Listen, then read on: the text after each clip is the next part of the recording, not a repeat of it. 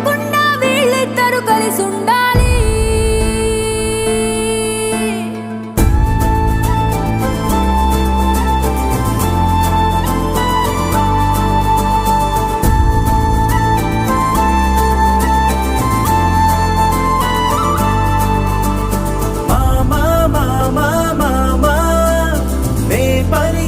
తొలి పదమా నాకే దొరికిన వరమా, నాకై నిలిచిన బలమా, నీ కారి అడుగుల్లో ఉంది నా గుడి, నీ నోటి పలుకుల్లో ఉంది నా బడి, పుడుతూనే నీ ఒడిలో పాపనై పడి నీ పేరై మోగింది